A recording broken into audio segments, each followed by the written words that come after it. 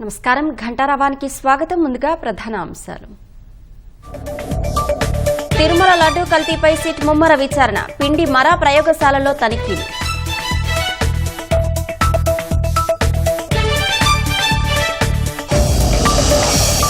రాజమహేంద్రవరంలో blood bank ప్రారంభించిన భువనేశ్వరి, ఎన్టీఆర్ స్ఫూర్తితో ఆపదలో ఉన్న వారిని ఆదుకుంటున్నామని వెల్లడి.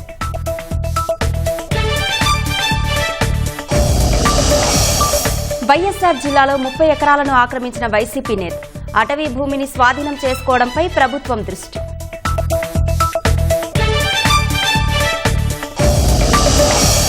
శని ఆదివారాల్లో నిర్మాణాలు కూల్చేయాల్సిన అవసరమేంటి? హైడ్రాకు తెలంగాణ హైకోర్టు ప్రశ్నల వర్షం.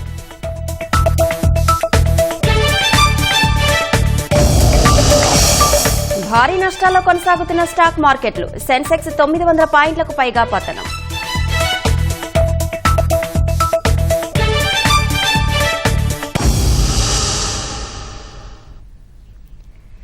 తిరుమల లడ్డూ కల్తీ వ్యవహారంపై 3వ రోజు సిట్ విచారణ కొనసాగుతోంది. తిరుమలలో టీటీడీ పిండి మరా ప్రయోగశాలను సిట్ సభ్యులు పరిశీలించారు. మరింత సమాచారం మా ప్రతినిధి నారాయణప్ప ప్రత్యక్ష ప్రసారం ద్వారా అందిస్తారు. తిరుమల శ్రీవారి లడ్డూ తయారీకి వినియోగించి కల్తీ నెయ్యి అయిన ఘటనపై విచారణకు ఆదేశిస్తూ రాష్ట్ర ప్రభుత్వం ఏర్పాటు చేసిన ప్రత్యేక దర్యాప్తు బృందం ఇప్పుడు తిరుమలలో పర్యటిస్తోంది. 2 రోజుల పాటు తిరుపతిలో ఉండి వివిధ శాఖల అధికారులు టీటీడీ ఈవో శ్యామలరావుతో సమావేశమై సమాచారం సేకరించిన అధికారుల బృందం ఈరోజు క్షేత్రస్థాయి పర్యటనలు ప్రారంభించింది. మనం ఒకసారి గమనించవచ్చు. తిరుమలలోని శ్రీవారి లడ్డూతో పాటు తిరుమల ప్రసాదాలను తయారు చేసేందుకు వినియోగించే వస్తువులను నిల్వ చేసే ఈ గోదాం వద్ద, అదేవిధంగా నాణ్యతా ప్రమాణాలను పరిశీలించే పరిశోధనశాల వద్ద ప్రత్యేక దర్యాప్తు బృందం అధికారులు సోదాలు చేపట్టారు. మనం ఒకసారి చూడొచ్చు. అధికారులందరూ లోపలికి వెళ్ళిన వాహనాలు బయట ఉన్నాయి. లోపలందరూ దర్యాప్తు కొనసాగిస్తున్నారు. 2 రోజుల పాటు తిరుపతిలో ఉండి ఈవో శ్యామలరావు, అదేవిధంగా నెయ్యి కల్తీకి గురైందని చెప్పి టీటీడీకి నెయ్యి సరఫరా చేస్తున్న ఏఆర్ డైరీ ఫుడ్ ప్రొడక్ట్స్ కుట్రతో వ్యవహరించి మోసం టీటీడీని, అదేవిధంగా తిరుమల శ్రీవారి భక్తులను మోసం చేసిందని ఫిర్యాదు చేసిన టీటీడీ ప్రొక్యూర్మెంట్ జనరల్ మేనేజర్ మురళీకృష్ణను కూడా పిలిపించి పోలీస్ గెస్ట్ హౌస్కి పిలిపించి విచారణ నిర్వహించింది. ఈ నేపథ్యంలో అటు ఈవో దగ్గర సేకరించిన సమాచారం, మరోవైపు మురళీకృష్ణ దగ్గర నుంచి విచారణ సమయంలో వెల్లడైన అంశాలను క్రోడీకరించుకొని ఈరోజు తిరుమలకు చేరుకుంది. తిరుమలలో లడ్డు తయారీకి వినియోగించే వస్తువులను నిల్వ చేస్తున్న గోదాముల్లో తనిఖీలు కొనసాగిస్తుంది. అదేవిధంగా పదార్థాలు కానీ నెయ్యి కావచ్చు, లేకపోతే స్వామివారి ప్రసాదాలకు వినియోగించే వస్తువుల నాణ్యతను పరిశీలించే ల్యాబొరేటరీని కూడా పరిశీలిస్తున్నారు. ఈ తర్వాత తిరుమల శ్రీవారి లడ్డూను తయారు చేసే లడ్డూ పోటుకు కూడా వెళ్లి దర్యాప్తు బృందం అధికారులు అక్కడ విచారించనున్నారు. గడిచిన వైకాపా ప్రభుత్వ కాలంలో సరఫరా చేసిన నెయ్యితో వినియోగిస్తూ లడ్డు తయారు చేసిన సమయంలో ఎలాంటి వాసన కావచ్చు, లేకపోతే రుచి ఉండేది. ఇప్పుడు వైకాపా సమయంలో నాణ్యత లేని నెయ్యి వినియోగించే సమయంలో ఎదురైన సమస్యలు ఏంటి అన్న అంశాలను లడ్డు తయారు చేసే శ్రీ వైష్ణవులతో మాట్లాడి వారి దగ్గర నుంచి కూడా సమాచారం సేకరించడం ద్వారా నెయ్యి కల్తీకి గురైన అంశాలను పూర్తిగా లోతుగా దర్యాప్తు చేసి సమాచారం సేకరించనుంది. ఇప్పటికే తిరుమల తిరుపతి దేవస్థానం, అదేవిధంగా ఏఆర్ డైరీ మధ్య కుదిరిన ఒప్పందాల సమయంలో ఎలాంటి నాణ్యతా ప్రమాణాలు పాటించాలి, నాణ్యతా ప్రమాణాలు పాటించేందుకు అనుసరించాల్సిన విధి విధానాలు ఏంటి అన్న అంశంపై కూలంకషంగా దర్యాప్తు చేస్తుంది. ఇందులో భాగంగానే నిన్న మురళీకృష్ణతో విచారణ నిర్వహించిన సమయంలో ఏఆర్ డైరీ ఫుడ్ ప్రొడక్ట్స్ సంబంధించి ఈ ప్రొక్యూర్మెంట్లో పాల్గొన్న సమయంలో సంస్థ వాళ్ళు అందజేసిన డాక్యుమెంట్స్ను కూడా పరిశీలించారు.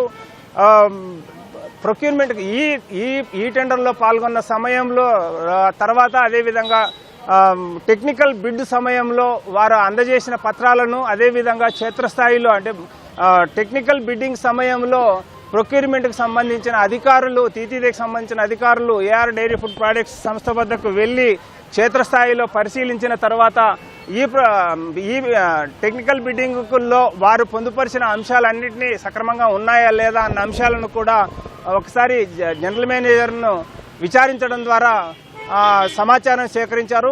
నిన్న సేకరించిన సమాచారం మేరకు ఎలాంటి నాణ్యతా ప్రమాణాలు పాటిస్తారు, నాణ్యతకు సంబంధించి ఏఆర్ డైరీ ఫుడ్ ప్రొడక్ట్స్కు విధించిన నిబంధనలు ఏంటి, ఆ నిబంధనలను ఎంత మేర అతిక్రమించింది, ఆ నిబంధనలు అతిక్రమించిన సమయంలో వెల్లడైన నాణ్యతా లోపాలను పరీక్షించేందుకు టీటీడీలో ఎలాంటి ఎక్విప్మెంట్ ఉంది, ప్రయోగశాలలో ఎలాంటి పరికరాలు ఉన్నాయన్న అంశాలను కూడా ఇప్పుడు దర్యాప్తు బృందం పరిశీలిస్తోంది.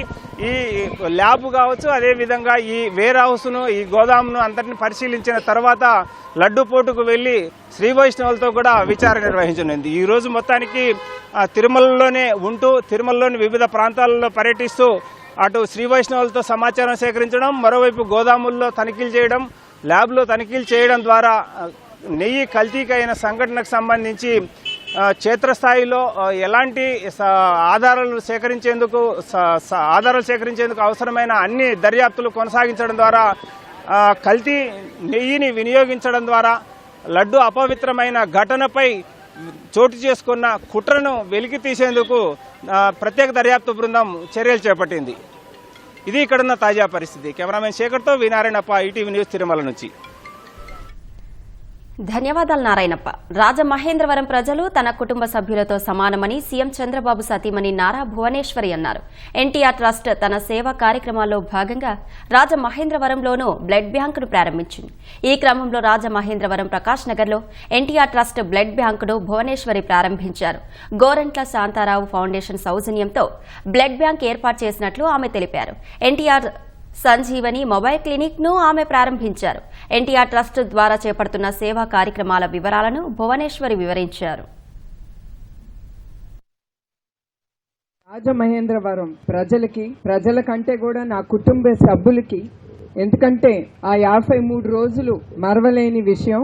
వాళ్ళు నన్ను ఒక తోబుట్టులాగా, నన్ను గాని నా కుటుంబాన్ని గాని చాలా ధైర్యం ఇచ్చి మమ్మల్ని ముందుకు తీసుకెళ్లారు. రాజమహేంద్రవరం ప్రజలకి ఇక్కడికి మేము అడుగు పెట్టినెమ్మటే ఇక్కడ దాతలు అడగకుండా మా కుటుంబానికి ఆశ్రయం ఇచ్చారు. వాళ్ళని నేను ఎప్పుడు మర్చిపోలేని విషయం. ఇక్కడ ఎంత బాధలో ఉన్నా కూడా ప్రజలు వాళ్ళని చూసి నాకు ధైర్యం వచ్చి మేము గాని మా కుటుంబ సభ్యులు గాని, ఎందుకంటే ఆ సమయంలో నేను నా కోడలే ఉన్నాం ఇక్కడ. అట్లాంటి సమయంలో ఆ దాతలు, ప్రజలు, మళ్ళీ చెప్తున్నాను, ఎంత చెప్పినా నా మనసుకి తృప్తి ఉండదు. హృదయపూర్వక నమస్కారాలు, అందరికీ పాదాభివందనాలు. మా మేనేజ్మెంట్ మీటింగ్ అప్పుడు మా కమిటీ 5-6 చోట్లలో ఎక్కడ పెట్టాలి ఈ బ్లడ్ బ్యాంక్, 4వ బ్లడ్ బ్యాంక్ అనుకున్నప్పుడు దాంట్లో రాజమహేంద్రవరం పేరున్నప్పుడు ఎమ్మటే నేను అన్నాను, మనం రాజమండ్రిలో తప్పకుండా బ్లడ్ బ్యాంక్ పెట్టాలి, అక్కడ అవసరం. అదే కాకుండా నేను ఎప్పుడు మిమ్మల్ని మర్చిపోలేను గనక నేను ఎమ్మటే బ్లడ్ బ్యాంక్ ఇక్కడ ప్రారంభించి నా రుణం దాని ద్వారా ప్రజలకి సేవా కార్యక్రమం చేయాలని నిశ్చయించుకున్నాను. వైసీపీ ప్రభుత్వ హయాంలో వైఎస్సార్ జిల్లా మైలవరం మండలం బెస్తవేముల గ్రామంలో ఉన్న అటవీ భూముల ఆక్రమణకు గురికాగా తిరిగి స్వాధీనం చేసుకోవడంపై కూటమి ప్రభుత్వం దృష్టి పెట్టింది. జమ్మలమడుగుకు చెందిన ఓ వైసీపీ కీలక నేత వద్ద పనిచేస్తున్న పిఏకు స్వయానా బావే ఈ ఆక్రమణలకు పాల్పడుతున్నట్లు అదే గ్రామానికి చెందిన వెంకట శివ యాదవ్ సుమారు 10 రోజుల కిందట కలెక్టర్కు ఫిర్యాదు చేయడంతో రెవెన్యూ అటవీశాఖ అధికారులు ఆక్రమణకు గురైన భూమిని స్వాధీనం చేసుకోవడంపై దృష్టి సారించారు. అటవీశాఖకు చెందిన సుమారు 30 ఎకరాల భూములను ఆక్రమించి సొంత పొలం మాదిరిగా కంచె వేసి బోర్లు తవ్వి ఉద్యాన తోటల సాగు చేపట్టినట్లు ఆరోపణలు ఉన్నాయి. ఎకరాల కొద్దీ భూమిని కాజేసి ఇప్పుడు అధికార పార్టీలో చేరితే ఏ ఇబ్బంది ఉండదనే ప్రయత్నం చేయగా చేర్చుకోకుండా తెలుగుదేశం దూరం పెట్టిందని ఆ పార్టీ నాయకులు తెలిపారు. వైసీపీ క్యాండిడేట్ అయిన Munagala Krishna Reddy reserve forest land లోని సుమారు 30 ఎకరాలు సాగు చేసుకుంటూ చీని రేగడి చెట్లు సాగు చేసుకుంటూ పశువులకు చాలా ఇబ్బందిగా ఉంది. ప్రజలు కూడా పోవాలంటే పోలేకున్నారు. కరెంటు బోర్లు కనెక్షన్ ఇచ్చుకుంటూ దానికి కరెంటు పెట్టుకుంటూ పశువులకు కరెంటు తగిలి పశువులు చనిపోవడంతో చాలా జరిగింది. గతంలో దీని గురించి ముద్దునూరు రేంజ్ ఆఫీసర్ కు ఆర్డీఓ గారికి పలుమార్లు అర్జీ రూపంలో ఇచ్చినాను. ఏ మాత్రం స్పందించుకోలేదు. ఇది గతంలో ఉన్న వైకాపా నాయకుడు మాజీ ఎమ్మెల్యే అయిన మూలె సుధీర్ రెడ్డి పిఏ అయిన కరుణాకర్ రెడ్డి సొయాన బావ కావడంతో ఏ అధికారులు ఇతన్ని ఎవరు పట్టించుకోలేరు. ఇతన్ని అప్పట్లో వైసీపీ నాయకత్వం ప్రభుత్వం ఉంది అని ఒక్కరు కూడా పట్టించుకోక అధికారులంతా తోసిపారేసారు. గత 3 సంవత్సరాల నుంచి మేము అర్జీ పెట్టడంతో ఒక అధికారి కూడా పట్టించుకోకుండా చాలా ఇబ్బందులు పెట్టినారు. పశువులు చాలా చనిపోయినాయి. ఇంతే కాకుండా నేను పలుమార్లు అర్జీ పెట్టినందుకు నా మీద దాడి చేసి చాలా ఇబ్బందులు పెట్టినారు. పోలీస్ స్టేషన్ వరకు సిఐతో ఎస్ఐతో చాలా గలాట వరకు కొట్టించి నన్ను చాలా హాస్పిటల్ పాలైనంత వరకు నన్ను చేసినారు. ఇప్పుడు వచ్చిన ప్రభుత్వంలో కలెక్టర్కి వచ్చినాక అర్జీ రూపంలో కలెక్టర్కు మొన్న 17వ తేదీ కలెక్టర్కు ఫిర్యాదు చేసి ఫైళ్లతో సహా చూపించి అర్జీ రూపంతో మొత్తము కలెక్టర్కు సబ్మిట్ ఈ నెల 17వ తేదీ అర్జీ రూపంలో ఇచ్చేసి కలెక్టర్కు ఇచ్చేసినాను. అది కలెక్టర్ గారు ఎంక్వైరీకి పంపించారు. ఇప్పుడు కలెక్టర్ గారు ప్రజలకు న్యాయం చేస్తాను చాలా ఇబ్బందిగా ఉంది అని కలెక్టర్ గారు పంపించారు. దీని మీద చర్య తీసుకొని కలెక్టర్ న్యాయం చేయవలసిందిగా కోరుతున్నాను. వైఎస్ఆర్ జిల్లా వేముల మండలం కొత్తపల్లిలో డిటోనేటర్లు పేలి వీఆర్ఏ నరసింహులు అనే వ్యక్తి అనుమానాస్పద స్థితిలో మృతి చెందాడు. అర్ధరాత్రి నిద్రిస్తున్న సమయంలో మంచం కింద డిటోనేటర్లు పేల్చడంతో నరసింహులు అక్కడికక్కడే మృతి చెందగా ఆయన భార్య సుబ్బలక్ష్మి తీవ్రంగా గాయపడ్డారు. గనుల్లో ఉపయోగించే డిటోనేటర్లు బ్యాటరీ సాయంతో పేల్చినట్లు పోలీసులు తెలిపారు. కొత్తపల్లికి చెందిన బాబు అనే వ్యక్తిపై మృతుడి కూతురు అనుమానం వ్యక్తం చేశారు. బాబు నరసింహుల మధ్య గత కొంతకాలంగా తీవ్ర విభేదాలు ఉన్నాయని, తరచూ గొడవలకు దిగేవారని స్థానికులు తెలిపారు.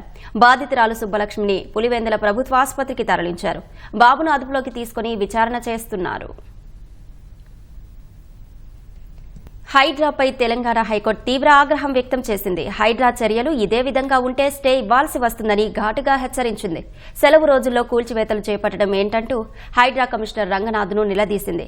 పొలిటికల్ బాస్ల మెప్పు కోసం యత్నిస్తూ అధికారులు చట్ట వ్యతిరేకంగా పనిచేస్తే ఇంటికెళ్తారు జాగ్రత్త అంటూ మందలించింది. కోర్టు స్టేలను కూడా పట్టించుకోకుండా కూల్చివేతలు చేపడితే ధిక్కరణ కింద సుమోటోగా తీసుకోవాల్సి వస్తుందని ఆగ్రహం వ్యక్తం చేసింది.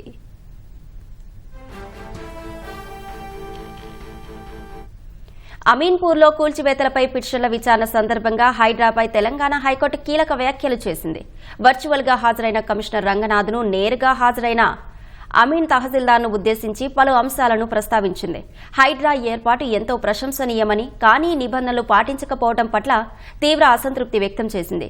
కోర్టు స్టేలను కూడా పట్టించుకోకుండా కూల్చివేతలు చేపడితే ధిక్కరణ కింద సుమోటోగా స్వీకరించాల్సి వస్తుందని మందలించింది.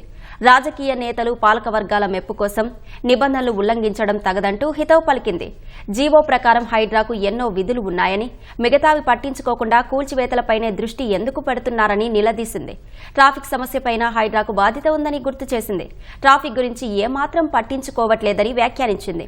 మాదాపూర్లో ప్రయాణం ఎంత సమయం పడుతుందో తెలుసు కదా అంటూ వ్యాఖ్యానించింది.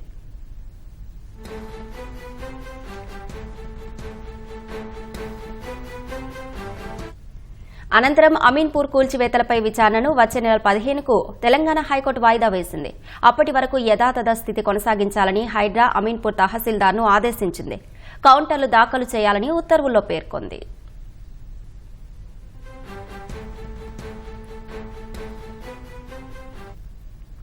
సినీ రంగానికి సంబంధించి ప్రతిష్టాత్మకంగా భావించే దాదాసాహెబ్ పాల్కే అవార్డుకు దిగ్గజ నటుడు మిథున్ చక్రవర్తి ఎంపికయ్యారు. దాదాసాహెబ్ పాల్కే సెలక్షన్ జ్యూరీ ఈ అవార్డును మిథున్ చక్రవర్తికి ఇవ్వాలని నిర్ణయించినట్టు కేంద్ర మంత్రి అశ్విని వైష్ణవ్ ఎక్స్ వేదికగా తెలిపారు. భారత సినిమాకు మిథున్ చక్రవర్తి అందించిన సేవలకు గాను ఈ అవార్డును ప్రదానం చేయనున్నట్టు చెప్పారు. అక్టోబర్ 8న జరగనున్న 70వ జాతీయ చలనచిత్ర అవార్డుల వేడుకలో అవార్డును ఇవ్వనున్నారు. పశ్చిమ బెంగాల్కు చెందిన మిథున్ చక్రవర్తి బాలీవుడ్లో ఎన్నో చిత్రాల్లో నటించి పేరు ప్రఖ్యాతలు సొంతం చేసుకున్నారు. 1976లో మృగాయతో నటుడిగా రంగప్రవేశం చేశారు. తొలి చిత్రంతోనే ఉత్తమ నటుడిగా జాతీయ అవార్డు అందుకున్నారు. ముక్తి, బన్సారీ, అమర్దీప్, ప్రేమ్ వివాహ్, భయానక్, కస్తూరి, డిస్కో డాన్సర్ వంటి చిత్రాలు ఆయనకు గుర్తింపు తెచ్చిపెట్టాయి. హిందీ, బెంగాలీ చిత్రాలతో పాటు కన్నడ, తెలుగు, ఒరియా, భోజ్పురి చిత్రాల్లోనూ ఆయన నటించారు. గోపాలతో తెలుగు వారికి సుపరిచితుమయ్యారు. హీరోగానే కాకుండా సహాయ నటుడు, విలన్ గా కూడా నటించారు. మిథున్ చక్రవర్తికి 3 నేషనల్ ఫిల్మ్ అవార్డులు, 2 ఫిల్మ్ఫేర్ అవార్డులు దక్కాయి. ఈ ఏడాది జనవరిలో పద్మభూషణ్ అవార్డు అందుకున్నారు. బీహార్లోని రోహతాస్ జిల్లాలో ఘోర రోడ్డు ప్రమాదం జరిగింది. సబరాబాద్ గ్రామ సమీపంలో జాతీయ రహదారిపై ఆగి ఉన్న ట్రక్కును ప్రయాణికుల బస్సు ఢీకొనడంతో 3 మరణించారు. 12 మంది గాయపడ్డారు. ఘటన సమయంలో బస్సు రాజస్థాన్ నుంచి బీహార్లోని గయాకు వెళ్తున్నట్టు పోలీసులు తెలిపారు. క్షతగాత్రులను సమీపంలోని ఆసుపత్రికి తరలించి చికిత్స అందిస్తున్నారు.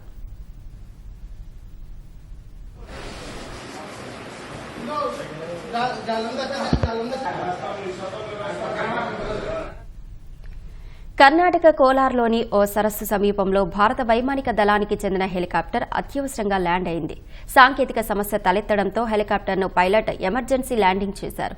ఘటన సమయంలో హెలికాప్టర్లో 3 పైలట్లు ఉన్నారని, వారంతా సురక్షితంగా ఉన్నారని అధికారులు తెలిపారు.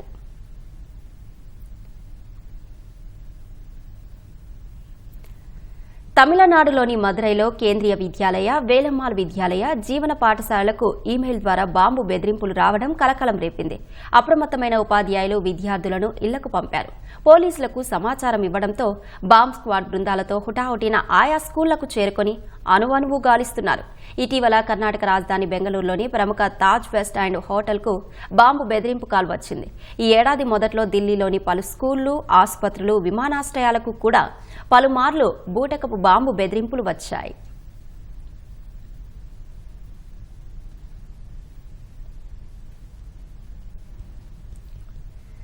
రాష్ట్రంలో రాబోయే 5 ఏళ్లలో 10 లక్షల కోట్ల పెట్టుబడులు, 7.75 లక్షల మందికి ఉపాధి లక్ష్యంగా సమీకృత ఇంధన పాలసీని ప్రభుత్వం రూపొందించింది. సౌర, పవన, battery storage, electrolysers, biofuel, PSP, hybrid ప్రాజెక్టులు, సోలార్ పార్కులు, తయారీ యూనిట్ల ఏర్పాటుకు ఒకే పాలసీని తీసుకొస్తోంది. ఈ పాలసీ ద్వారా వచ్చే పెట్టుబడులకు పారిశ్రామిక హోదాను కల్పించనుంది. ప్రధానంగా గ్రీన్ ఎనర్జీ ప్రాజెక్టులను ప్రోత్సహించడం ద్వారా అంతర్జాతీయ పెట్టుబడుల లక్ష్యంగా ప్రభుత్వం పాలసీని రూపొందించింది. పునరుత్పాదక తయారీ జోన్లను ఏర్పాటు చేయనున్న ప్రభుత్వం 500 విద్యుత్ ఛార్జింగ్ కేంద్రాలను సైతం నెలకొల్పనుంది. రాష్ట్ర ప్రభుత్వం నూతన ఇంధన పాలసీని సిద్దం చేసింది. కొత్తగా అభివృద్ది చెందుతున్న green hydrogen, green ammonia, electrolyser manufacturing, biofuel, battery storage, PSP ప్రాజెక్టులను ప్రోత్సహించేలా ప్రస్తుతం ఇస్తున్న రాయితీల్ని కొనసాగిస్తూనే కొత్తగా పెట్టుబడి రాయితీని ప్రభుత్వం ఇవ్వనుంది. రాష్ట్ర డిమాండ్లో పునరుత్పాదక విద్యుత్ వాటాను గణనీయంగా పెంచడం ద్వారా విద్యుత్ సేకరణ ఖర్చును తగ్గించే లక్ష్యంతో నూతన పాలసీని ప్రభుత్వం సిద్దం చేసింది. క్లీన్ ఎనర్జీ ప్లాంట్ల ఏర్పాటే లక్ష్యంగా నిర్దేశించుకుంది. సర్క్యులర్ ఎకానమీని సులభతరం చేసేందుకు పెట్టుబడి అవకాశాన్ని సృష్టించడం, తద్వారా ఉపాధి అవకాశాన్ని పెంచడమే పాలసీ ప్రధాన లక్ష్యాలుగా పేర్కొంది. నూతన పాలసీ 5 ఏళ్లు అమల్లో ఉంటుంది. గతంలో పునరుత్పాదక విద్యుత్ ప్రాజెక్టుల ఏర్పాటుకు ఒప్పందాలు కుదుర్చుకుని గ్రౌండింగ్, ఉత్పత్తిలోకి రాని వాటికి కూడా నూతన పాలసీ వర్తింపజేసే వెసులుబాటు కల్పించింది.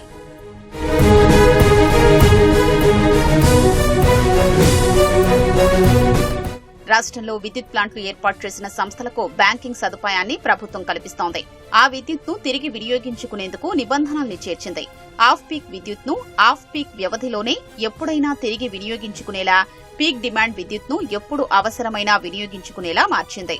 సాధారణ బ్యాంకింగ్ విద్యుత్ను నార్మల్, ఆఫ్ పీక్ వ్యవధిలో వినియోగించుకునే వెసులుబాటు సంస్థలకుంటుంది. పీక్ గ్రిడ్ డిమాండ్లో 5% వరకు 2024-25 ఆర్థిక సంవత్సరంలో విద్యుత్ బ్యాంకింగ్ కు ప్రభుత్వం అవకాశం కల్పించనుంది. ఆ తర్వాత ఏటా 5% చొప్పున పెంచుతుంది. రాష్ట్రంలో కొత్తగా పునరుత్పాదక తయారీ జోన్ REMZలను ఏర్పాటు చేయాలని ప్రభుత్వం నిర్ణయించింది. ప్రైవేటు రంగంలో ప్రాజెక్టులు ఏర్పాటు చేసే వారికి REMZలో మౌలిక సదుపాయాల్ని ప్రభుత్వం కల్పిస్తుంది. Geothermal, tidal, ocean energies, biofuel, biogas, ethanol మిశ్రమం, స్టోరేజీ, కార్బన్ క్యాప్చర్ వంటి ఇన్నోవేటివ్ RE టెక్నాలజీలకు ప్రాధాన్యమివ్వనుంది. Viability gap fund capital subsidy కింద 20% మొత్తాన్ని పైలట్ ప్రాజెక్టులకు అందిస్తుంది.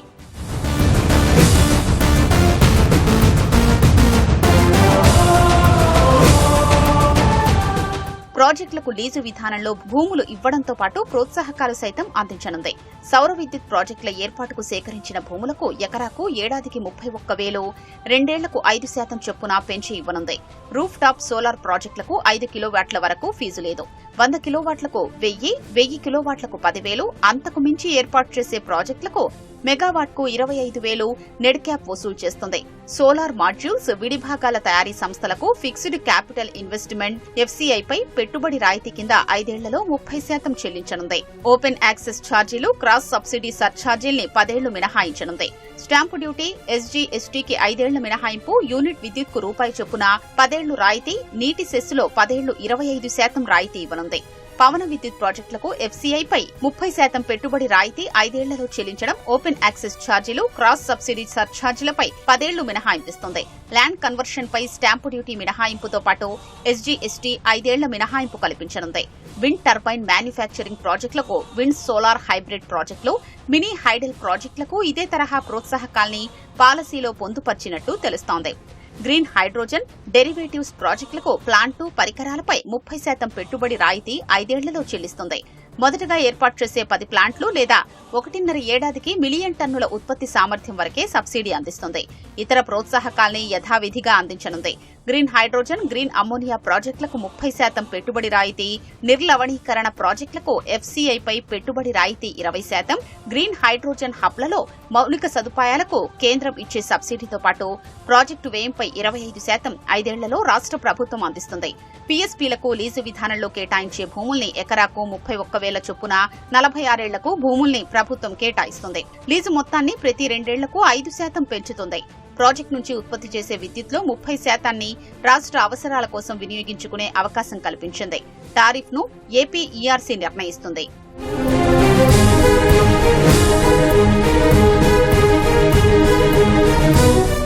రాష్ట్రంలో విద్యుత్ వాహనాల వినియోగాన్ని పెంచేందుకు 5 ఏళ్లలో 500 ఛార్జింగ్ కేంద్రాల్ని అందుబాటులోకి తేవాలని ప్రభుత్వం భావిస్తోంది. వాటి ఏర్పాటుకు చేసే మొత్తంపై 25% పెట్టుబడి రాయితీ ఇవ్వనుంది. కార్పొరేషన్లు, జిల్లా కేంద్రంలో 150, జాతీయ రహదారుల వెంబడి 150, మిగిలిన వాటిని ప్రైవేటు భవనాల్లో ఏర్పాటు చేయాలని భావిస్తోంది. ఏపీ ఈఆర్సీ నిర్ణయించిన మాక్సిమం సీలింగ్ టారిఫ్ ఎంసీటీ వర్తింపజేయనుంది. దీంతో పాటు అంతర్జాతీయ ప్రమాణాలతో clean energy knowledge and skill development centre CEKSDCని ప్రభుత్వం ఏర్పాటు చేస్తుంది. భవిష్యత్తులో గ్రీన్ ఎనర్జీకి ఉన్న అవకాశాల దృష్ట్యా అవసరమైన నాలెడ్జ్, ఎప్పటికప్పుడు టెక్నాలజీ ట్రాన్స్ఫర్, ఈ రంగంలో నిపుణుల్ని తీర్చిదిద్దడంతో పాటు సర్టిఫికేషన్ కోర్సుల్ని ప్రభుత్వం అందిస్తుంది.